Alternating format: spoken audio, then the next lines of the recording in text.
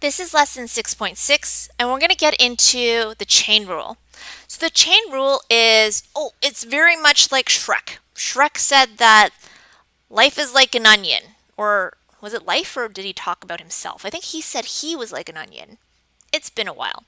Anyways, he's like an onion. He has lots and lots of layers.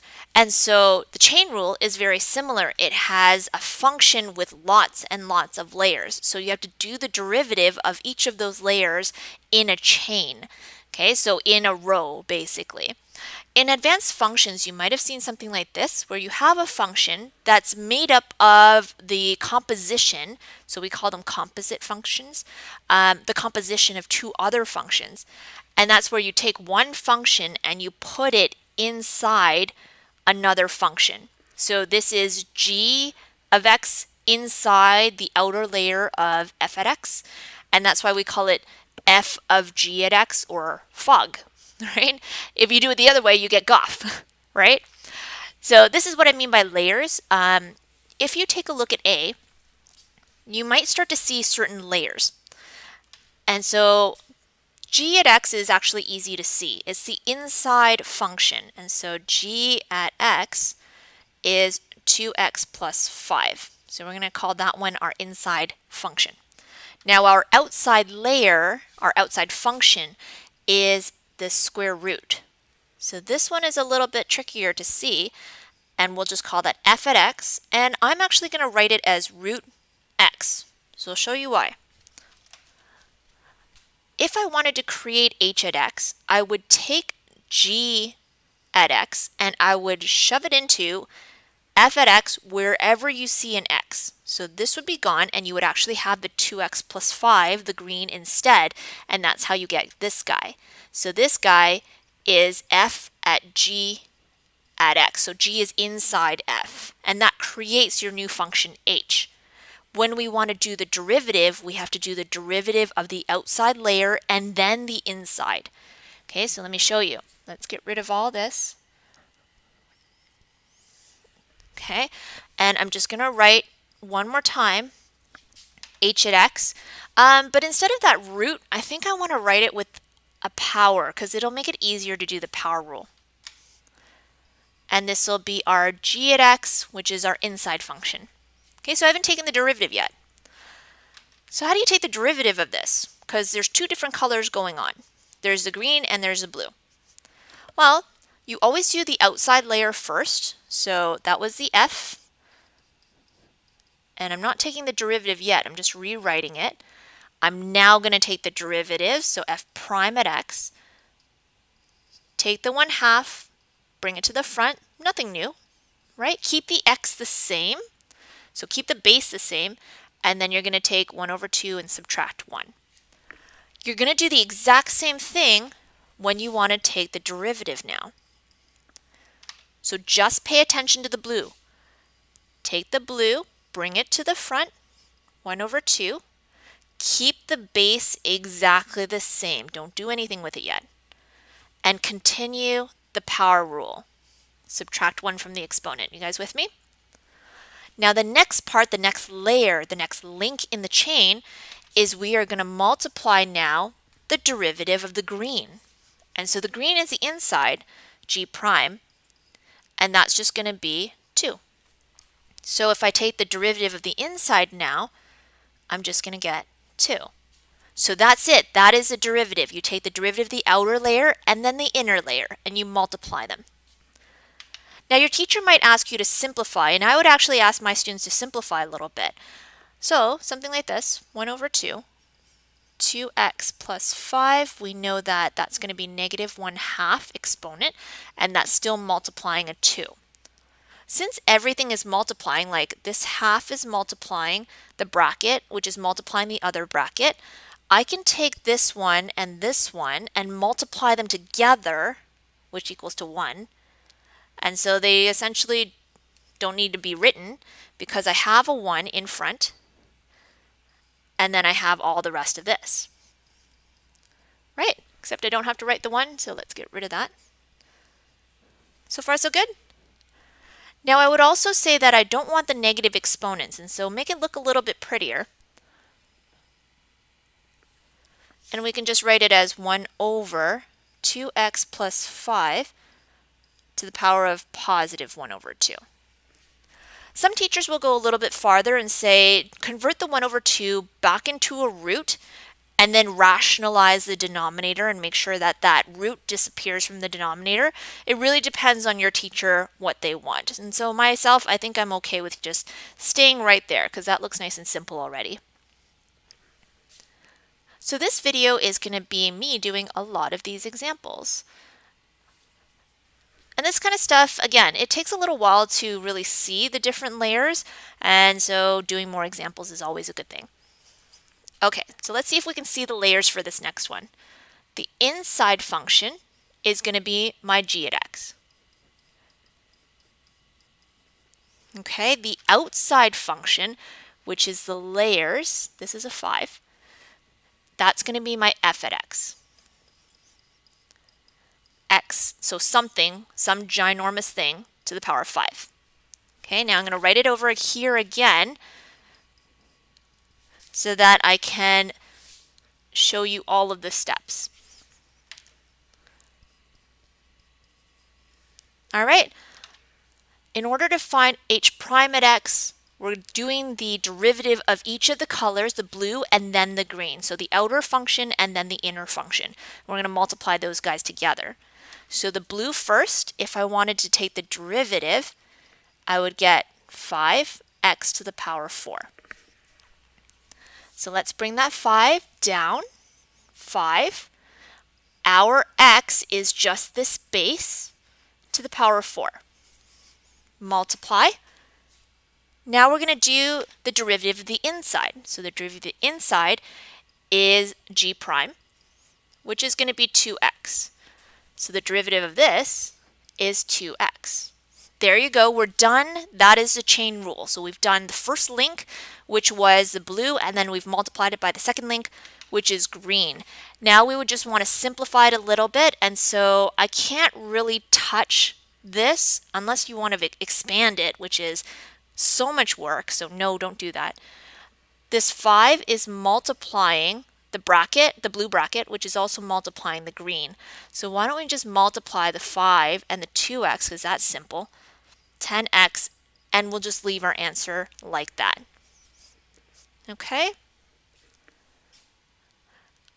All right, the last one for this particular slide is going to be C. And so again, I see my inside function. This is our g at x.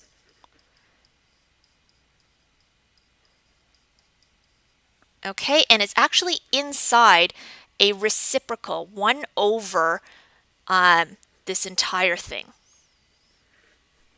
Okay, so 1 over that bottom part. So that bottom part is the g at x that was put in there. And so actually, f at x looks like this, 1 over and that something. So if I took this and I plugged it into down here, it would actually look like this guy.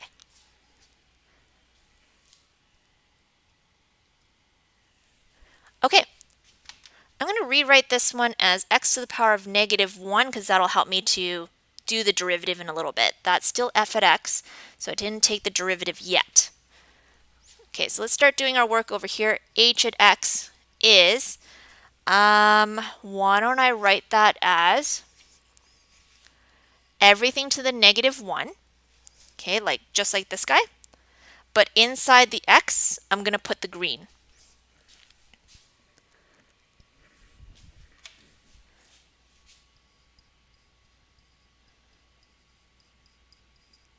Okay, now we're going to do our derivative. H prime at x is equal to, start off with the blue. F prime at x is, bringing that down, negative 1 times the x to the power of negative 2. So bringing this down, negative 1 times everything that's in that bracket to the power of negative 2.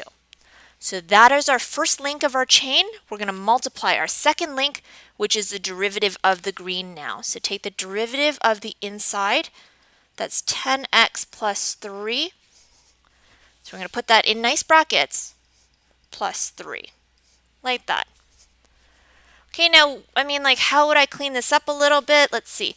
First of all, that negative 1, I'm going to have that right here for now. I'm just going to show it to you. You don't have to write it. This is in the numerator, 10x plus 3.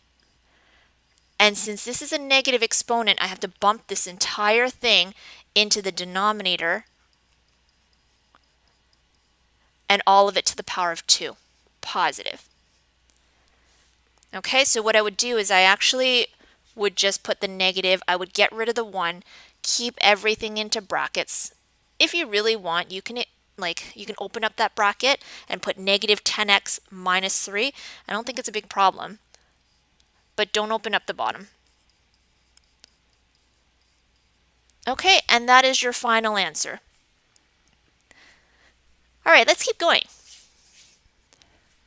So this is actually the chain rule where dy by dx is going to be the multiplication of one derivative, so the derivative of one of your functions, your outermost layer, multiplied by the derivative of your innermost layer. And so what we're talking about is it's not like you're going to take these and you cross them off or anything. It doesn't work like that. They're actually just the derivative of one function multiplied by the derivative of another function. Okay? So let's keep going and see if we can actually figure this stuff out. So here's example number 1, because the ones we did before were just a lesson. Okay, let's see if we can actually do this without having to write all the separate steps. So I'm going to write my derivative in purple. Y prime is equal to, and then how do you do the derivative of this? Make sure that you see the layers. This one is our first layer. Okay, so deal with it. Take the 10, bring it to the front. Don't change anything inside. And then subtract 1 from the 10. That is the derivative of the first layer, the outside power rule. Okay, now you're going to do the derivative of the second part, which is the inside, that g at x. Okay, so this is another power rule. You got to do it all in brackets. So 3 multiplied by the 12, 36, x, 1 less degree. 2 times the 3, negative 6, x to the power of 1, and then this was a 1, so 1 times negative 18, x to the power of 0, and then that negative 1 becomes a 0, so we don't even care about that. Close your bracket, and this is your final answer. Okay, if you want to multiply the 10 and you want to put it side by side with this guy, it doesn't really matter too much in this case. You can always write it like 36x squared minus 6x minus 18, 12x cubed minus 3x squared minus 18x minus 1 to the power of 9. So obviously I'm not going to open up the bracket that has the power of 9. Now what I would ask my students to do is, if you can actually factor something out of a bracket, not this one, because this one has a power of 9, so you can't just factor something out easily, but this one has a power of 1, and so I can easily take out something if I could, and it looks like each of those numbers can be divided by 6, so why don't I kick out a 6 into the front, and that multiplies with the 10. Then my bracket will be nice and small, right? And I haven't touched that last one at all. So that's how I would actually simplify it a little bit. Since it says do not simplify, technically you're totally okay with just leaving it at this step. Okay, so I've already done example number 2 for you. Our original function has 2 layers. Here is our outer layer, and then we have our inner layer. So before I actually do the derivative, I would actually rewrite the exponent as a 1/2 instead of a root. Okay, so it makes it a lot easier to do the power rule. So the 1/2 comes down, and then you're going to subtract 1 from it. So you get something like this. Then you're going to multiply the derivative of the inside layer. Okay, so the next link in the chain. So I have that right here. Then what I could do is just simplify it a bit because it does say fully simplify. Since they're all multiplying each other, why don't you just take the 1/2, multiply the 4x, okay? Or you can deal with the negative 1/2 first, which it looks like I did in the next step. So I took everything here and I put it into the denominator to get rid of that negative exponent. That 2, this guy right here, was always in the denominator. And I still have that multiply 4x. Now that 4x I could actually just put on the top. So you see that 2 and that 4, they're both going to divide each other, and I'm going to get the 2 right here. And the x is still there. And then I could rewrite the 1/2 power as a root. And then we could just rationalize the denominator.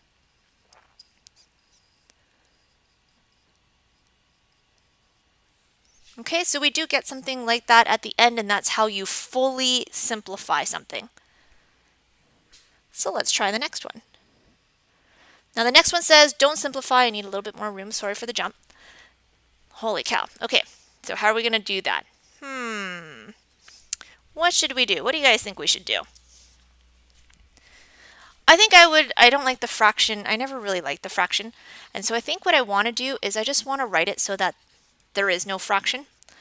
I think I'm going to go like this. This is my first layer. Okay, so -5 with everything in the denominator as a -1. All right, but this guy right here, 4x squared minus 3x is to the power of 3, is actually what's inside.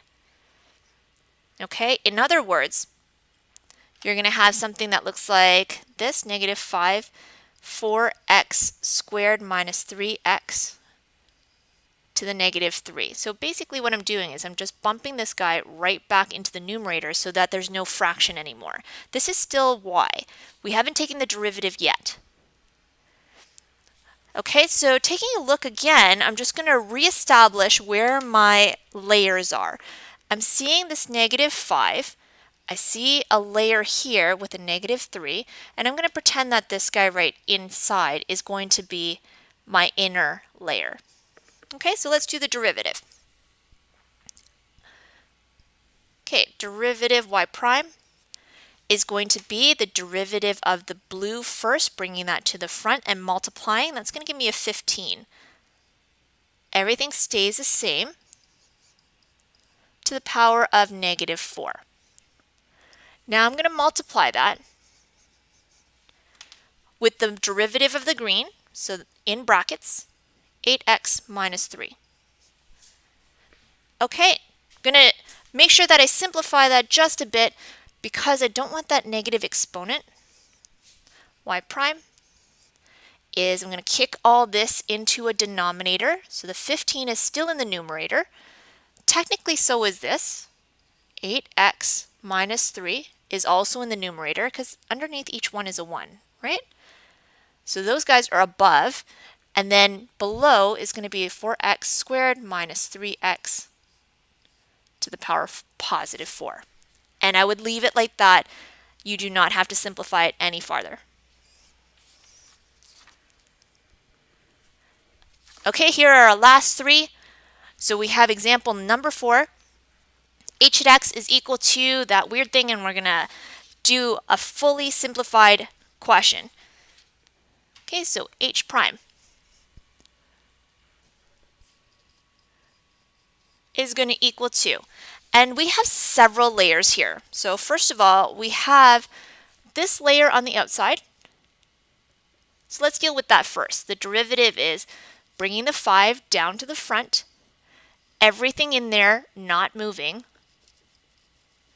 and then 1 less for the exponent. Okay, now we're going to have to multiply. So here's the tricky part. You're going to multiply the derivative of this guy inside. So that is a quotient rule. And so we'd actually have to do the quotient rule now. So here we go.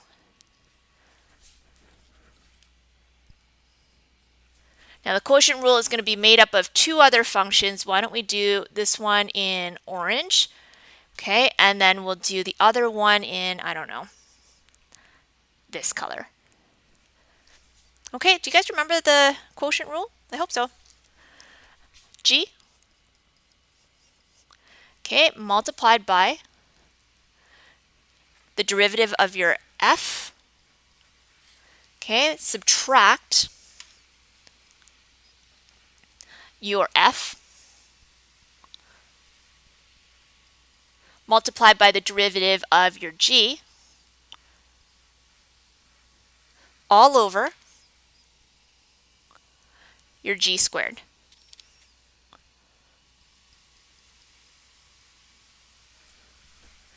Holy cow!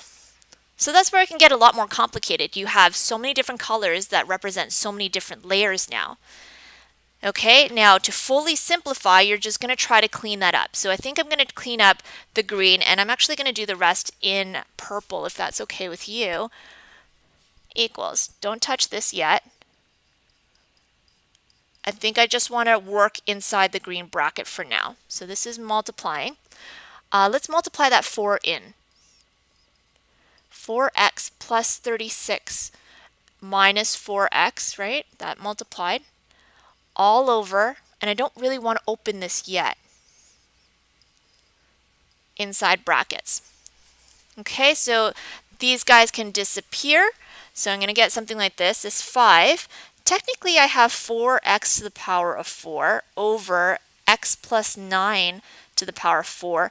And that's actually multiplying 36 and x plus 9 squared. So you see, if I'm multiplying, then I have similar denominators already, but I just multiply the exponents. That 5 is actually also in the numerator. Okay, so I could actually do, I mean, if you want to expand that, you could. 4 to the power of 4 is like 256, I think. So 5 times 256 times the 36, we're going to get 46,080 with the x to the power of 4. All over x plus 9, and then just add the exponents because it's a multiplication. Okay, so that would be fully simplified. And you know what? I'm going to show you this one as not simplified and fully simplified. We have a giant function, and it looks like lots of layers. We have like some sort of product rule in there as well. So I see a product rule with this guy and this guy. I see some sort of like an extra layer right here as well, and so on. So there's just a lot going on. So what I would do is I'd probably do the product rule. Okay, so keep the first one the same, multiply the derivative of the second one, plus keep the second one the same, and do the derivative of the first. Now the derivative of the first has several layers in it. And so you see you have that red-orange layer first, which is the product rule. Not the product rule, sorry. The power rule. There we go. Power rule.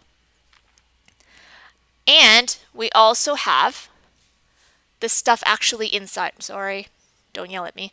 Okay, the stuff inside as well. So you have to take that derivative, which is the 6x.